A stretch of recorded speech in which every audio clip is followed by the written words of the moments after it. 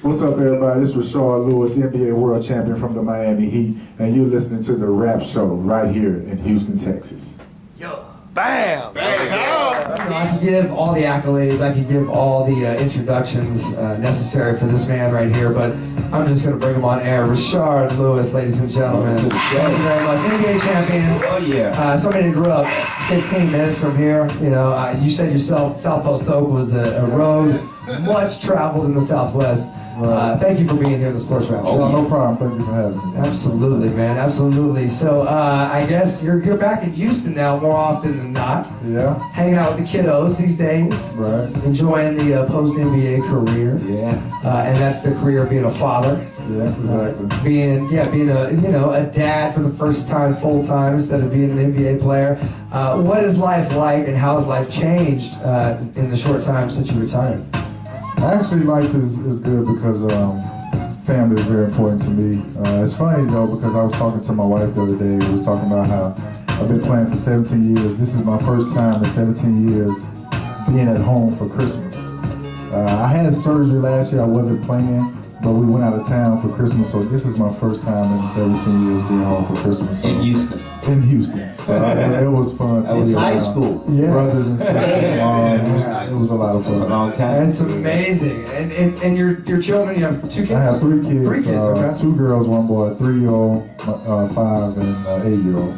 Okay, so they're fun. They're fun. Yeah, right. Fun. Yeah, they're starting to get active, starting to get into sports, Yeah, and exactly. a little bit of trouble here and there. Oh man, they run around the house all day. So it's the most definitely 24-hour job when you got kids running around. But I enjoy it though. I enjoy it. Now, do you have to adjust to Mama's rules now and how Mama runs the ship? Is that some of the hard work you got to do now? Yeah, I do have to adjust to it because I'm not used. I'm used to being on the road and come back home and she's pretty much doing everything, especially with the kids, taking them to school, picking them up, taking them to practice or dropping them off or whatever.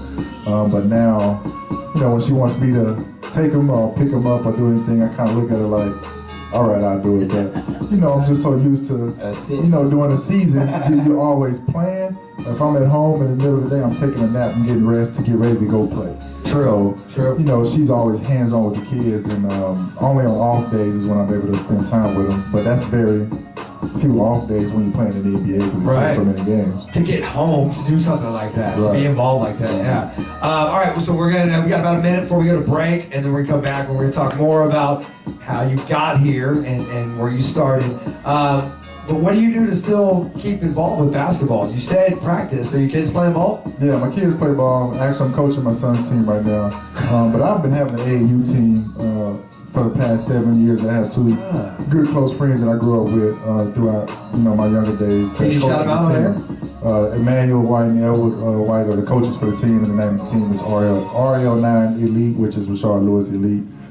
So, I feel like since I grew up here in Houston, and my whole goal was to obviously get a scholarship to college, and that's what we're trying to do for these young kids in the Houston area, is to get them looked at so they can, pursue their career in playing basketball at the next level. Big Dave's kind of doing the same thing, along with some media. So, you seem like a natural on the microphone. Is that something you might want to do? Man, at first, I learned that over being in the NBA for so long. I was nervous. I'm a shy person, very quiet. But, growing up in the NBA, you take different classes, and, sometimes it just comes natural, because when they pick the mic in your face, you can't just freeze up. You gotta do what you gotta do. Right. Hey, how many times you been bumping this? We're gonna go to break. I'm gonna play it. Let's play it, T. Who is this, Oh, man, I grew up on this. I know, baby. I know you did.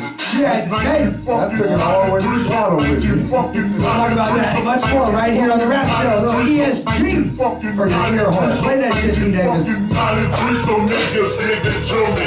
And this is for you bust ass niggas who wanna do it. Man, I want that to out. So how about this? My 2-year-old daughter named my 4-month-old daughter Wody. Wody. And when you grow up in Houston, you just like, that's your nickname. Wody. You will forever be Wody. Yeah, so yeah, shout out to the girls. But shout out to the one and only Rashard Lewis for joining us here in the Sports Rap Trap. Man, this is a big treat. AP, you and I have been talking for a couple years. as Rashard was kind of winding down his NBA career. We have been. Even I mentioned it to him a while back when we was doing the show downtown on the TV show. But he said eventually that he'd make it around to the show, and he did tonight. We just had to wait till we finally settled in, for that post-NBA life. But you know what? When you get the ring and you accomplish everything, you got the big boy contract, you got the fame in doses, I think, was just enough. It was perfect for you because you were respected. You never became somebody that was, the contract was bigger than your play. Exactly. And I think, you fit in so well with that Heat team. I'm going to ask you some questions about that 17 years. Yeah. 17 years. So let's get right to the trivia question, Dalla. All right. The one and only almighty Dalla. We posted it earlier today, and it sparked conversation, which I thought was great. But it has to do with you coming out of high school and an era where players could be drafted into the NBA. Early. Early, just basically straight out of high school, before the one and done rule was put into place by David Stern on his way out the door. And it's been discussed since whether they should go up, back, and that's a whole nother show in itself. Because the NCAA talk gets put in there, and that's a mess. But Rashard, just right off the bat, coming out of high school at that era, what was the most memorable moment in that, kind of maybe first or second year in the NBA on the court, and then later on, up to this point, what has been the most memorable moment off the court? The most memorable moment on the court? My first couple of years in the NBA. Well, first off, I would have to say being drafted by the Seattle Supersonics. Everybody knows who Gary Payton is. Yes. And it's crazy though. The funniest thing is it was a lockout when I got drafted that year, so we didn't start playing until around January. Spurs championship. So yeah, exactly when they first won the championship. So after the lockout was over, I make my way to Seattle. We're going into the gym. Me and this other guy named Jelani McCall was both drafted that year. UCLA. Yeah, UCLA. Yeah. So we was playing pickup ball. This is before practice starts the following week. So one of the Seattle Sonics staff had to pick us up and bring us to the gym. So we walk in the gym, but we get there probably 30 minutes late. And that's me and Jelani McCall walking in the gym. Gary Payton stops in the middle of the game and just starts screaming at us. What the fuck am I doing? Like, why are y'all late? Y'all supposed to be here, woo. So I'm like, and we both just pointed to the guy that brought us to the screen. Like, his fault, he picked us up. We didn't know where we was going. So it's like, well, I have my homeboys pick y'all up. Y'all got to get here on time. Y'all got to do this. We was like, okay, Gary. But it was so funny because we know Gary is a trash talker. And so we were scared of him. So we was like, okay, Gary, yes, sir. Yes, sir. We'll do whatever you want. But overall, it was a lot of fun, and just meeting Gary, as his personality. I mean, he's a hard-nosed player on the court, but he's really a good dude, man. To this day, he's a good friend of mine. We talked a little bit with Big Dave Dixon, who I got to thank once again for last night in the pickup game, saying, hey, why don't you come on and do this little show?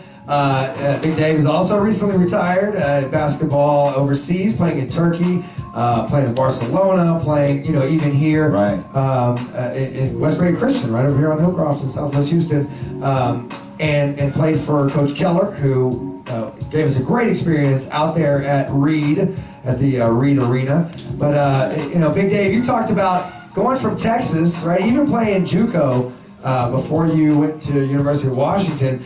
What an experience it was, and maybe not always a positive experience, but you're in a whole other world in the northwest corner of the United States up there playing basketball with guys that, also are coming from their parts of the country, and you're kind of, wondering, what am I doing here and how do I get out of here? Rashard, I want to ask the same thing at that point. When Gary Payton's yelling at you, you're like, shit.